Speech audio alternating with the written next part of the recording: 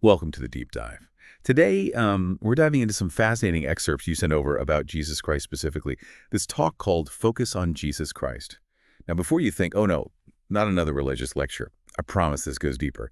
It's about universal struggles, those things we all face as humans and how to overcome them. It's about focus, commitment, and what happens when we try to align our lives with our deepest values.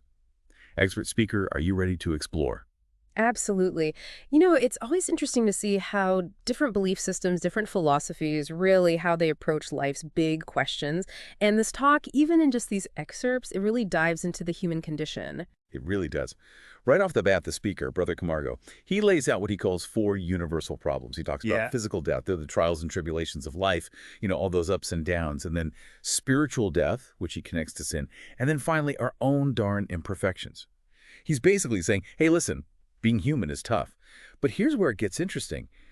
He doesn't just leave us hanging with all these problems. He posits Jesus Christ as the solution to all of them. What do you make of that? Well, you know what I find so fascinating here is that even if we kind of remove the strictly religious lens, those problems, they still resonate so deeply. I mean, we all grapple with our own mortality, with suffering, with our own failings, those shortcomings, that messy reality of just existing as humans. Camargo calls it spiritual death, but you could just as easily call it, I don't know, a sense of emptiness, a lack of purpose, like this feeling that something's missing. It's like that existential dread you get, Yeah. at 3 a.m., but maybe just a bit more, I don't know, profound than that, right? Yeah, exactly. And Camargo's point is that regardless of what you call it, or even just how you experience it, there's this way out, there's a way to overcome these challenges. And that's where this whole idea of focusing on Christ comes in, right? Right. But he doesn't just say, think about Jesus. He gets really specific about how to focus through covenants.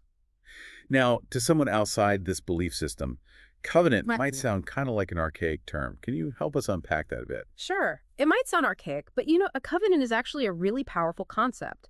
Think of it as like your own personal constitution for life. It's not just a rule book, it's a commitment that you make, a set of these guiding principles that shape your actions and choices. In a religious context, it's about aligning your life with God's will. But I think in a broader sense, it's about consciously choosing what values will guide your life. Like, what principles are you going to build your life on? So it's like crafting your own personal manifesto, right? Like your own declaration of how you want to live, even when things get tough. Precisely. And that's where the real power of a covenant, or frankly, of any deeply held commitment, that's where it comes into play. It gives you this framework, for navigating those very universal problems that we were just talking about. So, okay, we've made the commitment, right? Like we've signed our own personal constitution, to stick with that analogy for a sec.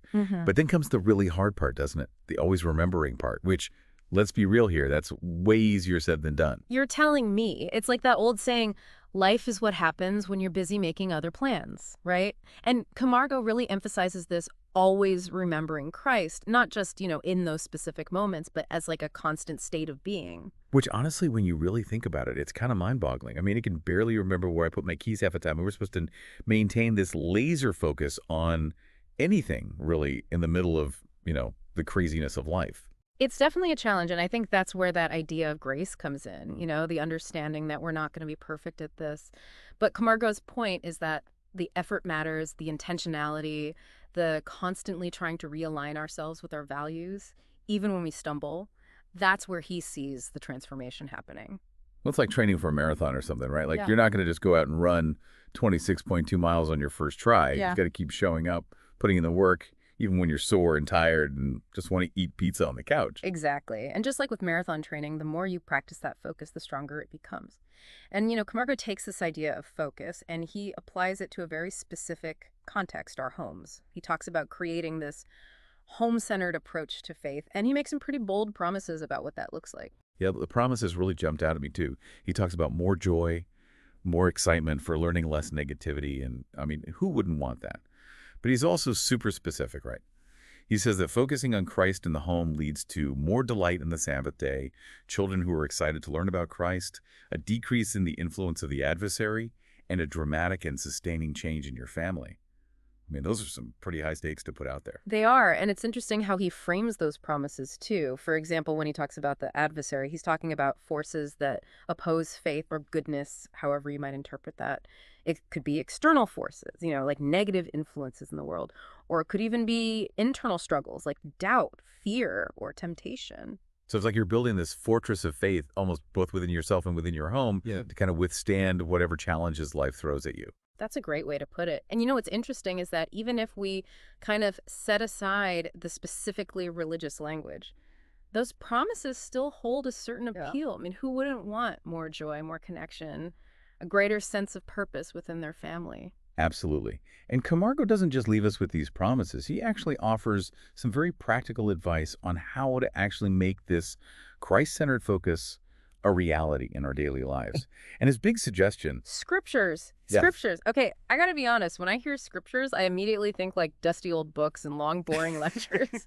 But Camargo, he actually makes a really interesting point about how we should approach them. Oh, absolutely. He really emphasizes making scriptures a part of daily life, even if it's just for a few minutes. Yeah. And he uses this really vivid story about Enos, who goes out hunting and ends up having this super profound spiritual experience right there in the woods. Right. That's the one where he's like wrestling with God in prayer, right? Yeah. I remember thinking, man, that is not your average hunting trip. Yeah. But it really gets the point across, Camargo's saying. It's about actively looking for that connection, even when it's uncomfortable or unexpected. Exactly. And he's using this really powerful tool to do it, storytelling. Because stories, even ancient ones, they have a way of like getting past our defenses and speaking directly to our hearts, Yeah. They make these abstract concepts relatable. They give us these heroes to look up to and these cautionary tales so we can learn from them. It's like that old saying, don't tell me, show me. Yeah. Right.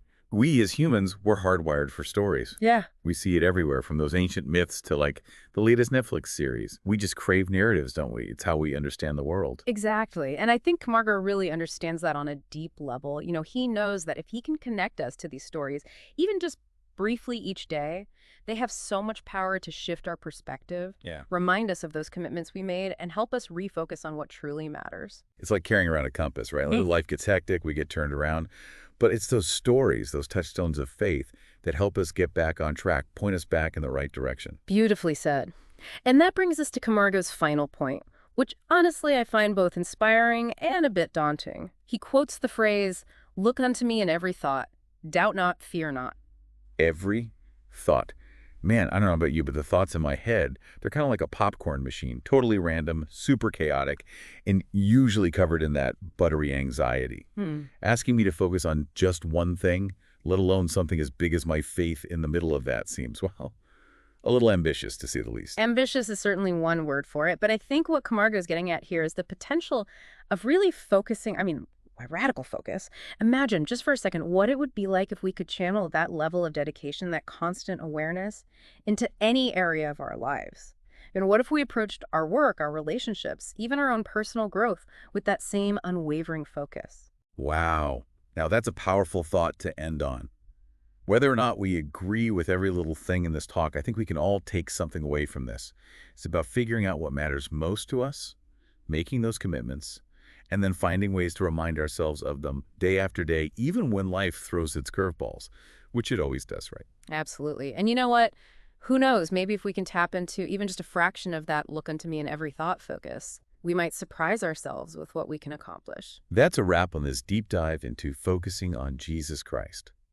Hopefully, you walked away with some new insights, whether you're already a believer or just someone who's looking for a bit more purpose in their life. For me, the biggest takeaway is definitely the power of intentional focus, and maybe adding a little more story time to my day. Until next time, keep diving deep.